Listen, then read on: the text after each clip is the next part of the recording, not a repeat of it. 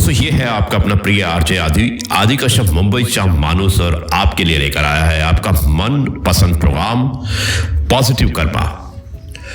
आज positive Karma episode number है 549। शुरुआत करता हूं इस कार्यक्रम के कुछ इस प्रकार।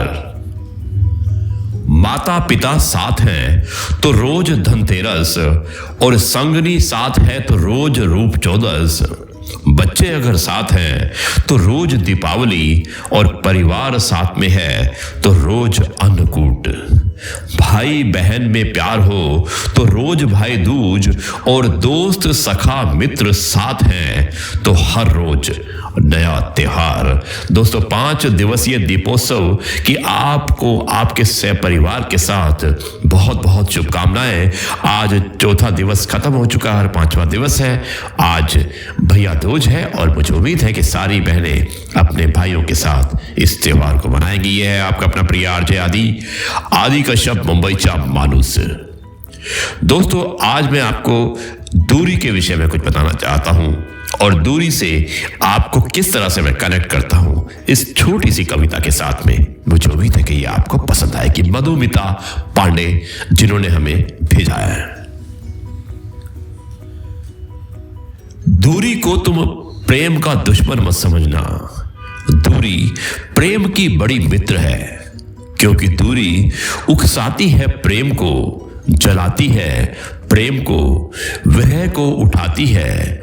पास ही जो है वो मिला ही है, धीरे धीरे हम भूल जाते हैं।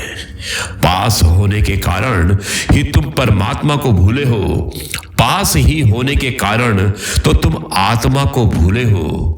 दूर है इसलिए थोड़े ही परमात्मा दूर है, बहुत पास है तुमसे भी ज्यादा पास है, इसलिए याद नहीं आता। दोस्तों ये था दूरी के विषय में। अब मैं आपको आरजे आदि विशेष कुछ अलग हो जाए में एक कहानी सुनाना चाहता हूं और कहानी का शीर्षक है जिसकी लाठी उसकी भैंस। मुझे उम्मीद है कि ये कहानी भी आपको पसंद आएगी। एक गांव के एक किसान ने अपने लिए एक भैंस खरीदने की सोची। वो एक दिन सुबह शहर चला गया। शहर का रास्ता बहुत लंबा था और घने जंगल से जाना पड़ता था। शहर में भैंस खरीदने के बाद वो घर की ओर रवाना हुआ। सुनसान रास्ते में वो पैदल ही चला जा रहा था। बीच रास्ते में उसे एक चोर मिला। उसके हाथ में मोटा डंडा था और शरीर से भी वो अच्छा तगड़ा लग रहा था। उसने किसान को देखते ही कहा, क्या भाई आजकल खेत में बहुत कमाई हो रही है, पर कोई बात नहीं, ये भैंस तो मेरे साथ जाएगी। किसान ने झट से कहा, क्यों भाई, ये तो मैंने खरीदी है। चोर बोला, तो जो कह दिया सो कह दिया, भैंस छोड़कर चुपचाप यहां से चलते बनो, वरना लाठी देखी है तुम्हारी खोपड़ी के टुकड़े टुकड़े कर दूंगा। अब तो किसान का गला सूख गया। हालांकि शारीरिक बल में वो चोर से कम नहीं था, पर खाली हाथ वो करे भी तो क्या करे। विपरीत समय में बुद्धि बल काम आ गया। किसान बोला, ठीक है भाई, भैंस भले ही ले लो, पर किसान की चीज यूं छीन लेने से तुम्हें पाप लगेगा। बदले में कुछ देकर भैंस लेते हो तो पाप से बच जाओगे। चोर बोला, यह मेरे पास देने को क्या है तुम्हारे लिए। किसान ने झट से कहा, और कुछ ना सही, लाठी देकर भैंस का बदला कर लो। चोर ने खुश होकर लाठी किसान को पकड़ा दी और भैंस पर दोनों हाथ रखकर खड़ा हो गया।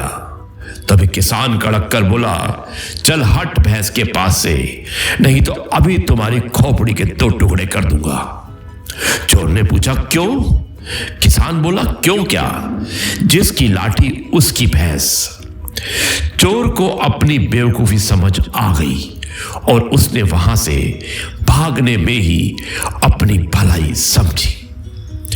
दोस्तों, ये थी कहानी जिसकी लाठी उसकी भैंस। आपने जरूर सुना होगा ये मुहावरा, लेकिन आज इसको मैंने कहानी के रूप में आपको बताया है। मुझे उम्मीद है ये कहानी आपको पसंद आई होगी। ये है आपका अपना प्रिय आरजे आदि कश्यप मुंबई च मानुस, और आपके लिए लेकर आया आपका मन पसंद प्रोग्राम पॉजिटिव कर्मा। अब मैं इस कार्यक्रम को यहीं पर समाप्त करता हूं और कल आपसे एक बार फिर मुलाकात होगी एपिसोड नंबर 550 में। तब तक के लिए मैं कहता हूं नमस्कार, जय हिंद, वंदे मातरम, भारत माता की जय। जय जवान, जय किसान, जय गुरु जी, शुक्राना गुरु जी।